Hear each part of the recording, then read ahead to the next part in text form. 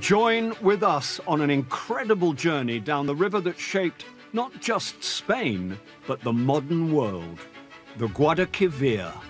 The history it cannot be contained in its cities and has to be told through this river.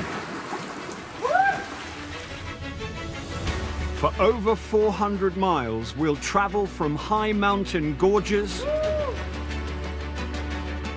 down through rich olive groves. I can say that the Guadalquivir River is the reason of our life. While floating on this river of discovery, I think people think we're nuts. we'll fish in deep pools and canoe into cities flowing with history. Next stop, Cordoba. Nos vemos en Córdoba. Boarding tiny ships that discovered the world. 5 ships left Seville, and now Victoria is the only one who returned. And watching those who sail the world today. And along the way, we'll be meeting with the people who live and work and play on her banks. Now look, what do you think? Isn't it amazing? On a journey laden with history down one of the world's most scenic rivers. Spain's Guadalquivir.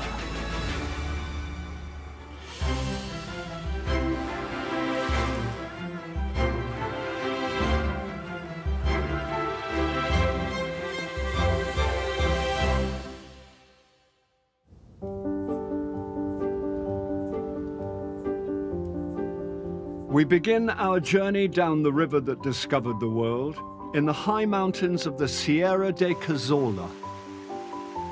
As the headwaters of what will become the mighty Guadalquivir trickle from the rocks, we enter a true wilderness with Cesar Quadros, a local guide, and his dog, Tia.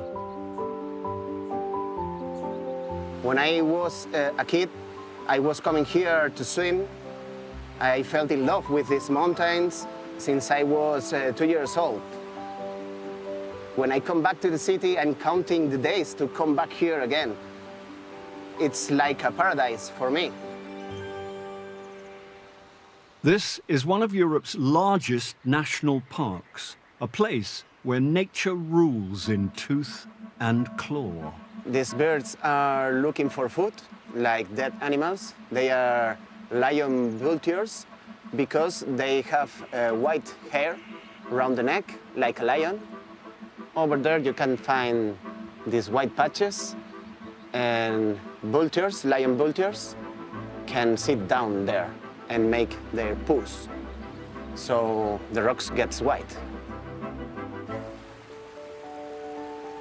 I feel free with the nature, with the animals, and I feel like I'm alive. So this is my escape from my work or from my problems, and this is very, very healthy to be here. So it's win-win for all sides. All around, the waters that will form the mighty Guadalquivir trickle from tiny springs.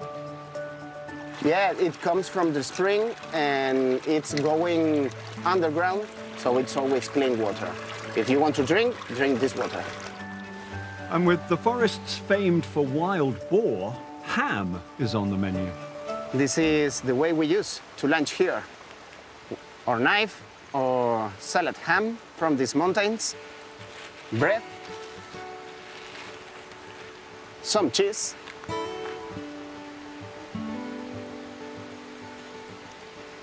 and of course, a little bit wine, red wine.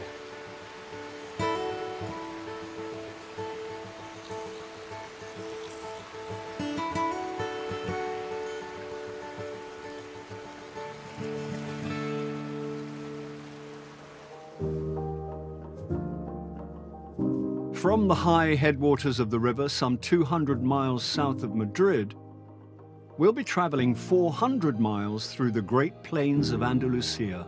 Here we fish in her deep pools and harvest olives from 400-year-old trees, before canoeing into the historic town of Cordoba. and on to Seville, once the center of world trade. From here, we'll travel with great ocean-going ships, past lagoons that welcome us to the Atlantic Ocean, and the horizons that men like Christopher Columbus sailed across over half a millennia ago. The first hint of the part the Guadalquivir would play in the building of Spain comes at a small bridge about 10 miles from its source. Okay, so I think this might be the bridge, the Puente de las Erias, and yep, this is it. Built in the 15th century, it was said to have been constructed by a great army as it headed south to reconquer all of Spain for the Christian faith. Here we meet Eddie Pitcher, a travel writer searching out wild places to visit. This bridge, the legend goes, was built in one night for Queen Isabella la Católica.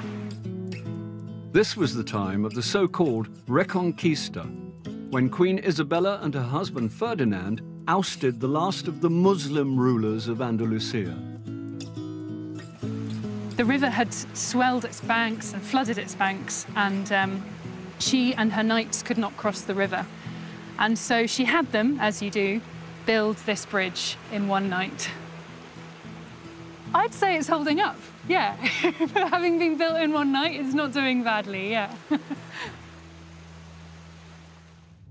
Sweeping south from this bridge, the armies of Isabella and Ferdinand went on to win the Battle of Granada, uniting Spain under one flag. What I learn as I'm traveling around these places is that this history of Andalusia cannot be contained in its cities, and this river is such a beautiful way to tell that story. The high mountains, where the Guadalquivir is born, can be swathed in snow in the winter months, and the waters feeding the river flow down through the cold rocks above. Even though it's 30 centigrade in the late summer heat, swimming is not for the faint-hearted. Well, swimming here in the river you could describe as bracing, exhilarating, all synonyms for freezing.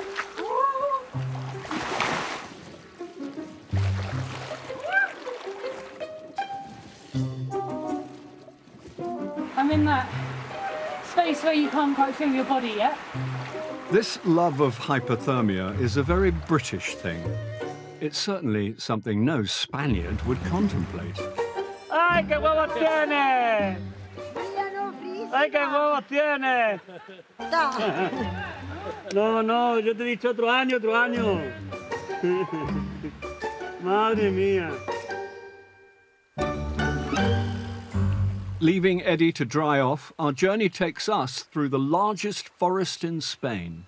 Most is over 2,000 feet above sea level, but soon it begins to cascade downwards through great ravines cut into limestone that began forming around 22 million years ago. In summer, this is a haven for canoeists and white water rafters like Julia and Justo, who work as white water instructors on this part of the river. But now, with the waters low, we can join them on a more tranquil flow south. Paddleboarding. Pues bueno, la importancia que tiene el río aquí, sobre todo para la gente de los pueblos cercanos, para nosotros también. Pues el río va cambiando durante el verano. Este río principalmente en la zona donde se hace rafting, que es a lo que nosotros nos dedicamos en temporada de verano. But when the waters drop, the crowds go, and the Guadalquivir becomes truly theirs. Es la temporada de verano, entonces pues aprovechamos cuando ya no hay tanta gente y disfrutamos de este momento que es más para nosotros. Y entonces, pues bueno, es un momento del año que se puede disfrutar muy bien el río.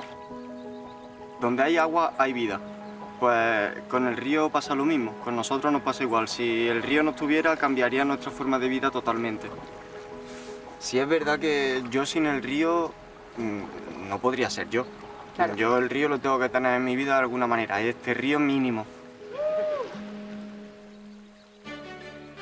We leave our guides as the river flows out of the mountains and onto the vast, rich plains of Andalusia.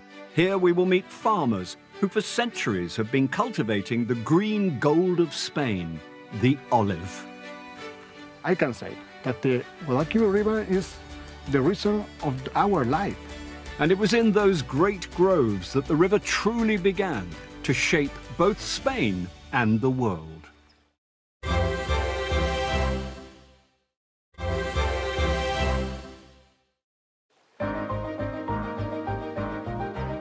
We began our journey down Spain's mighty Guadalquivir River, high in the mountains of the Sierra de Cazorla, where vultures fly and the river is cold and clear.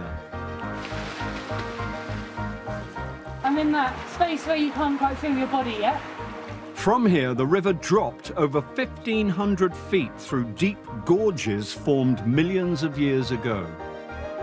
Now, after a journey of over 100 miles, the river has widened and its pace slowed as it begins to meander across the flat, sun-drenched Andalusian plain. Here, we'll drift downstream in perhaps the strangest river craft ever invented.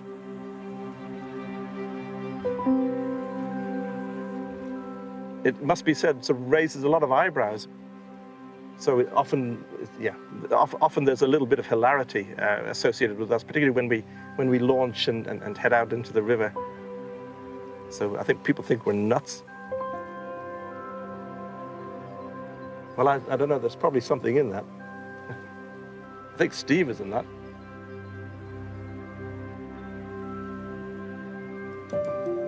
Paul Hogan and his friend Steve Lawler are doing what is known in the trade as float tube fishing, essentially a rubber ring with a set of waders attached, which allows them to drift on downstream as they cast their hooks. Both are long-term residents of this part of Spain, and Paul has written extensively about fishing on those rivers and is seen as a bit of a legend. Well, there isn't any real competition, is there? Paul just always outfishes me. No, that's quite untrue. They're both in size, numbers of fish. As I said, Paul is like, I'd call him like a Premier League Liverpool, or I suppose Chelsea. Paul may be a Premier League player, but as they drift on down the river, the fish just aren't rising to the bait. Yeah, we won't be wearing out the landing net today for sure. No, I think we'd both have to concede that there have been many, many days when our landing nets have been nowhere near the water. I think it's probably not quite true to say that it doesn't matter, because when we go out, we really try to catch something, but sometimes we don't succeed. And if that's the case, well, we just take it on the chin, but I don't think we ever regret it. For Paul, like many anglers, the river is key to their life, and they'll do anything to make sure it remains healthy. As a group, anglers are so conscious of how important rivers are and how important the natural environment is, that we're kind of amongst the first people to notice when things go wrong and to campaign for measures that are going to keep things as they should be. So in a sense, we have a kind of a conscience in this sense, and I think the environment perhaps benefits from the presence of anglers. And it seems that the Guadalquivir is indeed healthy, as on the riverbanks the local team seem to be clocking up a good score. I think they've got another fish there, have they? These guys are making us look bad. Despite the home team leading 2-0 at half-time, this is a truly friendly bout. Yeah, I think it's very true that that fishermen think much the same way, and if we bump into some of the local people, because we have a shared interest, we automatically have an association that makes it very easy to get on well. So we've made a lot of friends through our experiences on the river. As our fishermen drift on down the river hoping for a bite, we find ourselves in the center of a great agricultural region devoted to one crop, a green gold that for 2 millennia has been central to the riches of Spain, olives. First planted on the banks of the Guadalquivir by the Romans, now great groves spread out across the land, forming a man-made forest visible from space.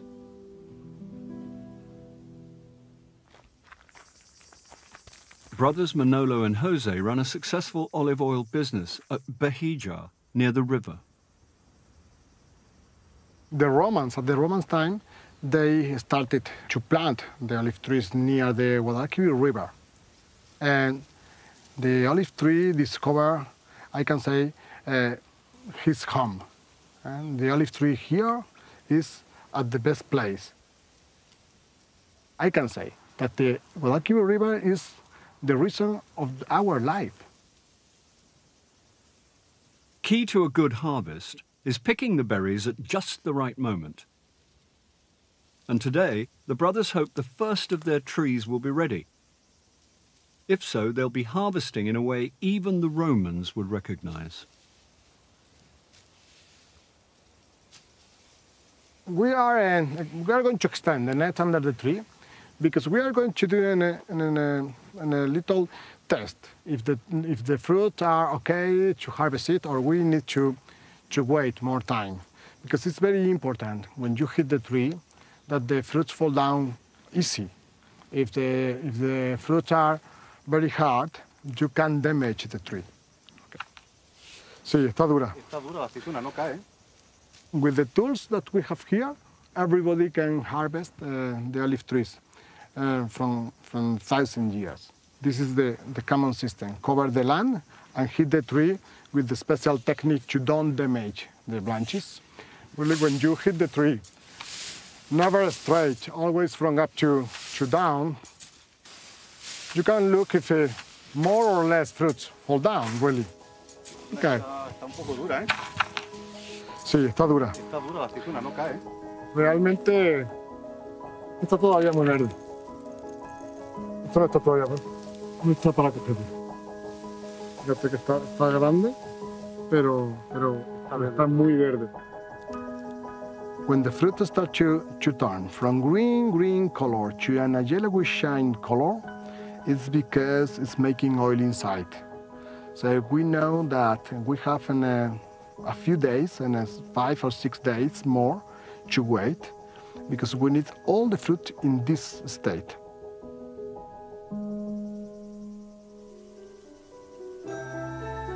As Manolo and Jose wait for this year's crop to ripen, we return to the Guadalquivir.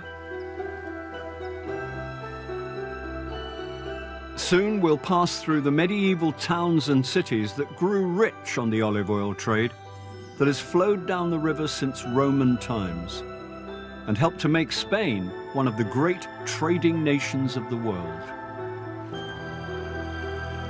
For kayakers Juan Carlos and Ishmael, this next section of the river has been their playground since childhood. So most of the time I'm working here in the river, doing kayaking and rafting, but from time to time we really need to disconnect and do this activity alone, just to enjoy the sound of the river, the wildlife, and all the treasures. Summer temperatures in this area regularly reach 36 centigrade, but at the ancient town of Montoro, rising high above the banks, the mercury has been known to hit 47 centigrade, making it the hottest place in Spain. But for all its beauty, Montoro is nothing compared to our destination.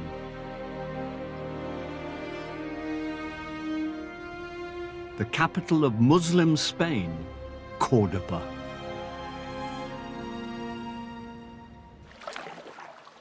Hoy vamos a iniciar una aventura. Nos vamos a ir hasta Córdoba, y disfrutaremos de este gran río, como lo llamaban los musulmanes, en una travesía que desde luego nos tiene de parada muchas aventuras. Next stop, Cordoba. Let's go. Nos vemos en Córdoba. Greeting our paddlers at the end of a long, hot day is the Puente Romano, which none other than Julius Caesar may have crossed when he attacked the city in 49 BC.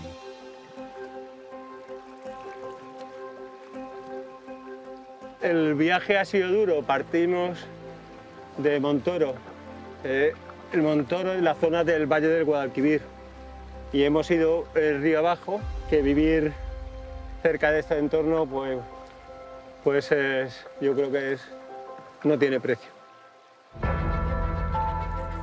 As our kayakers come ashore, just inside the high city walls, we'll leave the river for a short while, but not its waters, as they supply Cordoba's hidden gem, a water garden deep within a palace, fed by the Guadalquivir. Now look, what do you think? Isn't it amazing?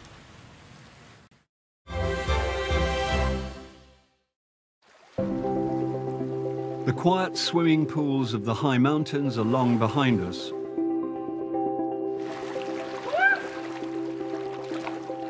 Now we have paddled to the historic city of Cordoba, about halfway through our journey to the sea. Since the time of Julius Caesar, whose armies may have crossed this very bridge almost 50 years before the birth of Christ, Cordoba has been one of the great centers of Spanish history. But its real splendor began not in Roman times, but in the 8th century, when the city became the capital of a series of Muslim dynasties which covered most of modern Spain and lasted almost 700 years.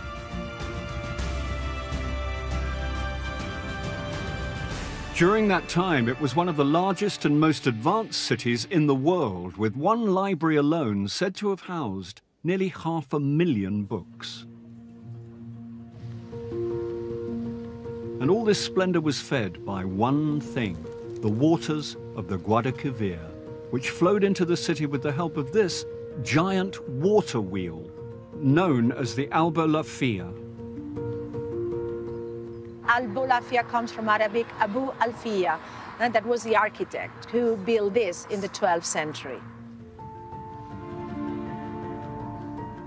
Maria Fontmarino has lived in Cordoba all her life and is taking us to see Cordoba's hidden gem, the water gardens of the Alcazar, the palace that for over 400 years housed the rulers of Muslim Spain. I love my job, and I love guide the people, and I love to share my city with the visitors. Now look, what do you think? Isn't it amazing?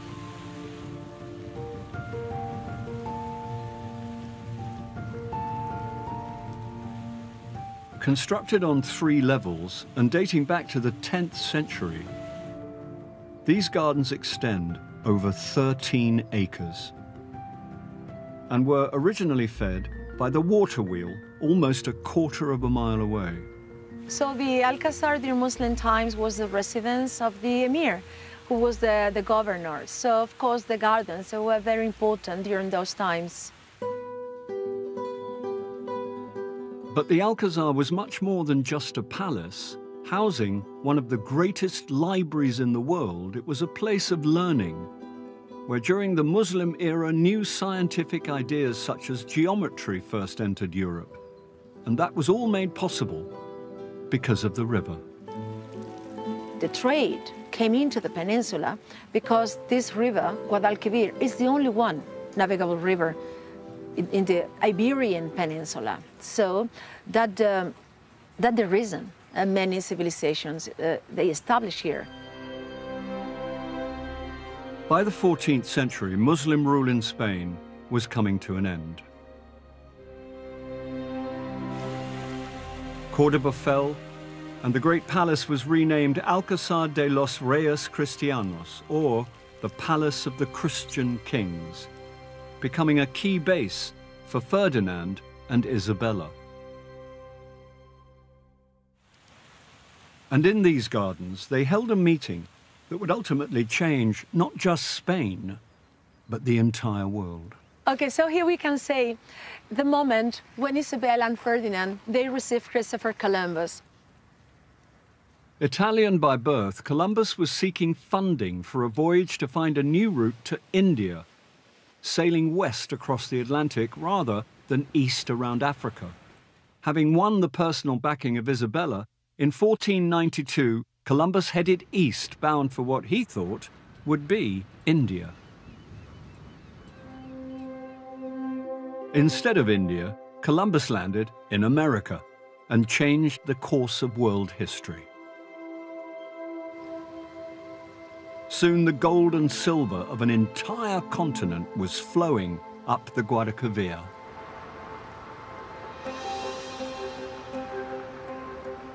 But it was not the ancient city of Cordoba that truly benefited.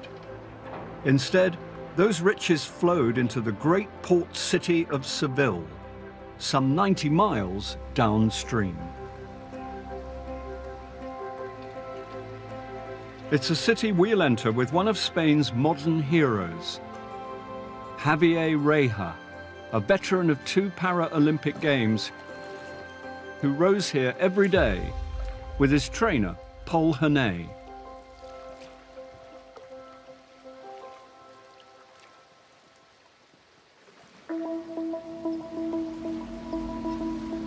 He's a really competitive athlete, a really powerful athlete, and the only different thing that he can walk, he stays in a chair, but in the rest of the things, he's like a hero for us. Javier lost a leg in a motorcycle accident in 2006 and has had to use a wheelchair ever since. Había gravilla en el suelo, toqué el freno delantero y me salí de la carretera y me empotré contra una casa. Eso estuve 2 meses y 14 días ingresado, de los cuales dos semanas fue en la UCI. Devastated at the loss of his former self, Javier is convinced it was the Guadalquivir that saved his life. Ni las cosas, y si es verdad que en el deporte yo encontré un salvavidas, donde yo me agarré a él y así salí a flote. Y teniendo el maravilloso río que tenemos aquí en Sevilla,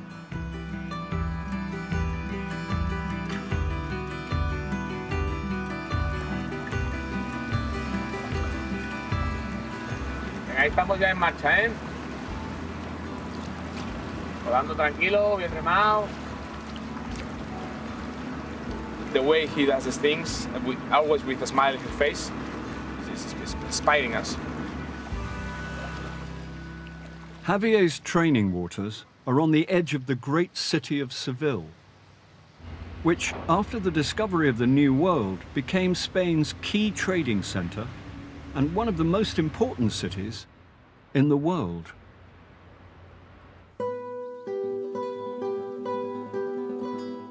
And some of the businesses that traded with the Americas 500 years ago are still doing so now. This is the Hacienda Guzmán that has been producing olive oil since it was owned by Columbus's son, Hernando.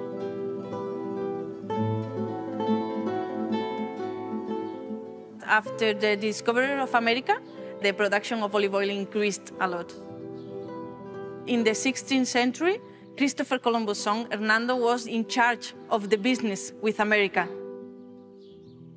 He was the owner of the Hacienda Guzmán, and he started to produce here the olive oil that was sent to America. Ana Sanchez is keen to show us the process that Hernando would have used all those years ago. The Hacienda Guzmán was one of the most important and biggest olive oil factories in the world, with more than 500 years of olive oil tradition in Andalucía. Once shipped to the hacienda, the olives were crushed under these huge rollers, allowing the oil to be squeezed out into great storage jars. As you can see, the jars are on the floor because they have to protect the olive oil from the three enemies that are oxygen, the light, and the hot temperature.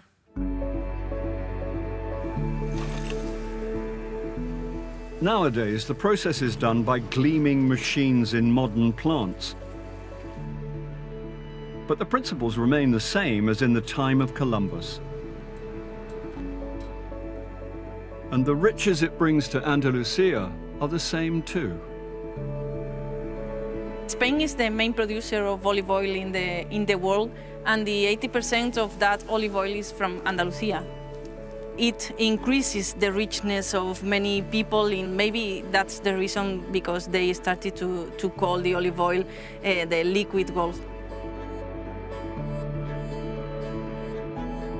Even in Roman times, this liquid gold was key to Spain's riches, with over 30 million litres being sent to Rome each year, much of it sailing down the Guadalquivir.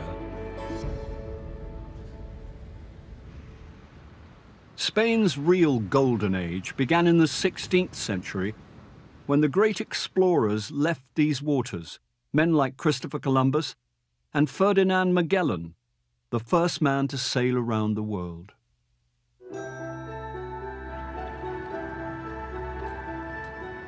Five ships left Seville, and now Victoria is the only one who returned filled of spices. Bosco Bueno is in charge of this replica of the now Victoria, built to celebrate one of the most incredible voyages in history. And we can compare it with when the people go to the moon, for example. You know, it's a very, very exciting story. Sponsored by the Spanish crown, 5 ships under the command of Magellan headed down the river in September 1519.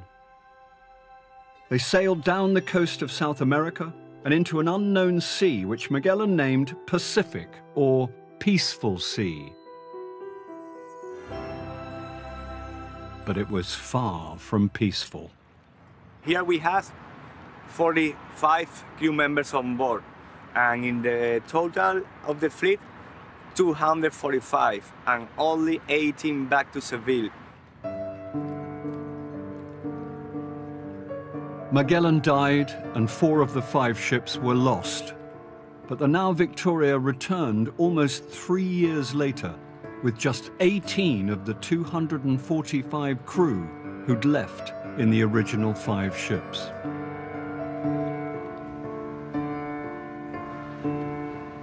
But from that moment, Spain dominated the world, its ships leaving the Guadalquivir to form a great empire, echoes of which live on today.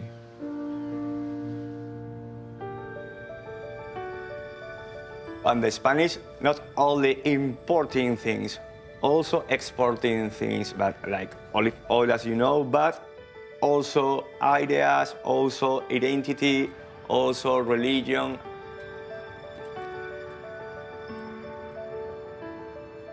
From the waters of the Guadalquivir, the Spanish language spread out across the world and is now the native tongue of over 500 million people. And, as we will see, Seville remains a world port even today.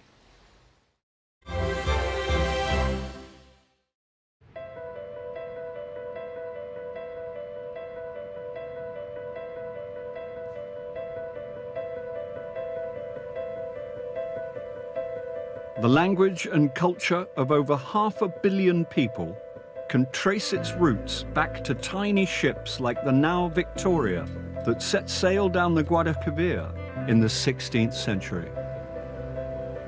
And over 500 years later, ships still sail from here. Just a few miles from the city centre, the river turns into a modern port. Taking us there is Mario Florido. Bueno, y ahora vamos a ver el cambio del río, cómo ha ido cambiando con la historia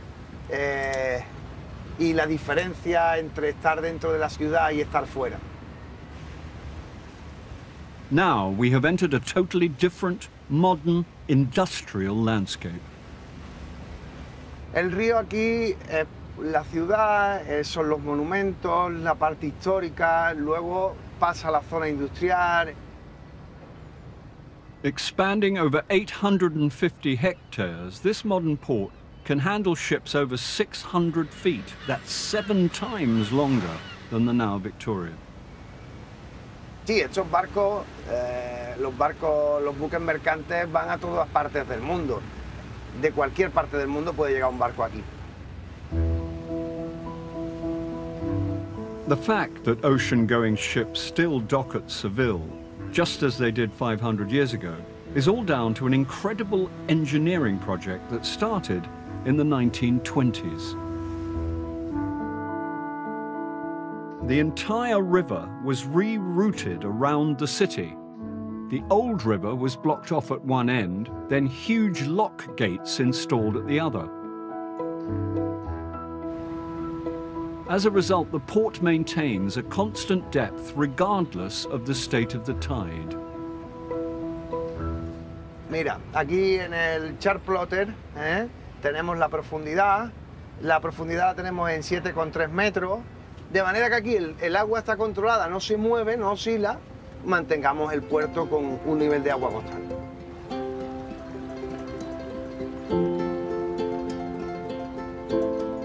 Now, thanks to these great lock gates, massive ships can still follow in Magellan's footsteps down the Guadalquivir.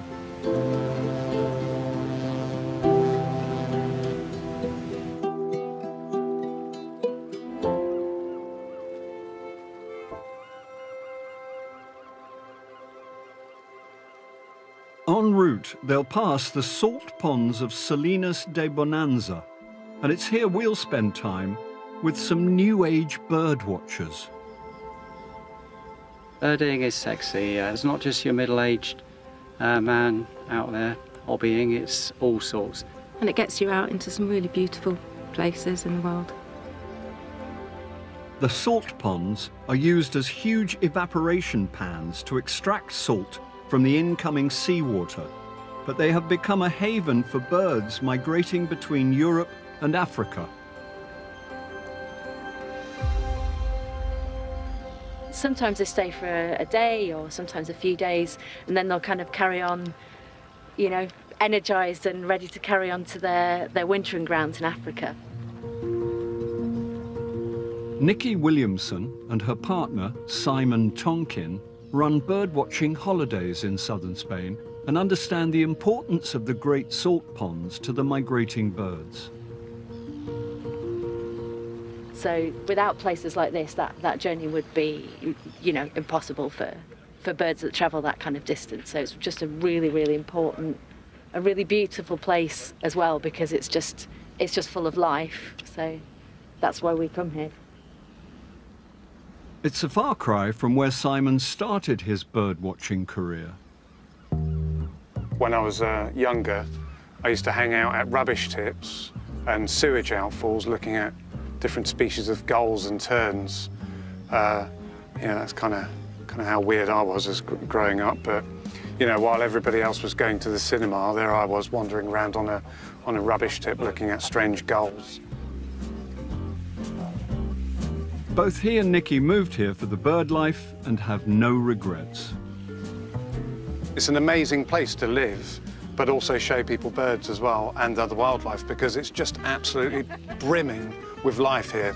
This is full of different things like shrimp and fish as well, that a lot of these birds are relying on to fuel their migration as well. For many on the ground, this is a place to score points. The record I've seen birds in one day species is 73. So we're counting on 140 already, and yeah, we've not even got the morning out of the way yet, so we're looking forward to breaking that record. And things are looking up when Simon spots another tick for Carl's box. Oh, is that I think a black tern flying? Yeah, a black tern just gone over the van, just going to the right. That's really nice. Yeah, got him. Good. Thanks, Simon. Oh, right, yeah. But the real star of the show here on the Salt Flats is a leggy pink thing known as the Greater Flamingo. Yeah, you can see lots of, not just hundreds, literally potentially thousands of greater flamingos here. And they look like something out of the film Avatar. You know, if you made this bird up and put it to a producer to put into a film, they'd say, no, that's too outrageous. Nobody will ever believe that. Incredibly, these odd-looking creatures can live for up to 70 years, making them one of the longest living species in the avian world. And when they do die, they'll probably end up as lunch for Carl's next tick.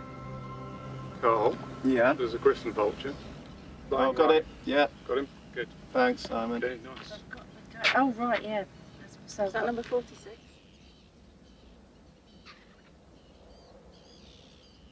With 19 species to go until he's broken his record, we leave Carl and his friends to the peace of the salt ponds.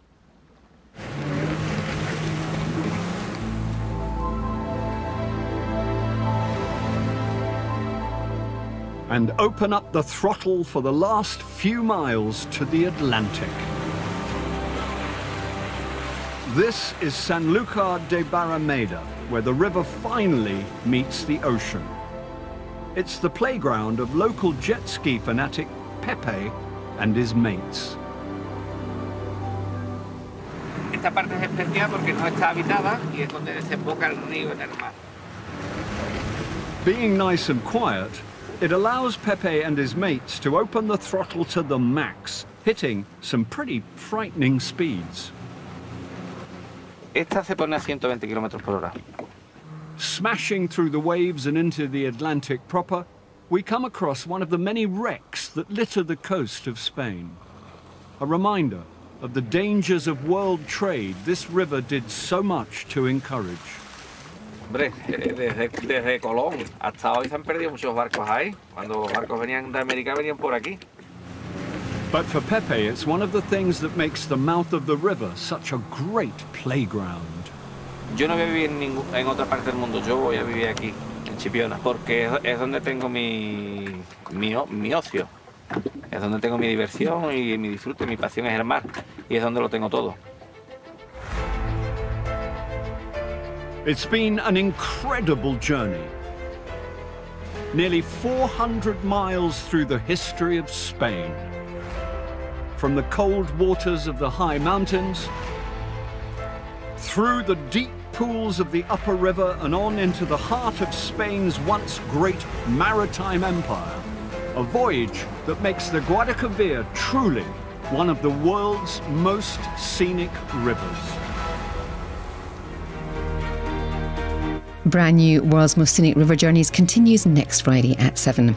Tomorrow night at 7:30, the start of brand new Tony Robinson's History of Britain, when he explains just what the Romans did for us. Next and new tonight, taking tea with the real-life calendar girl who Helen Mirren portrayed in the movie.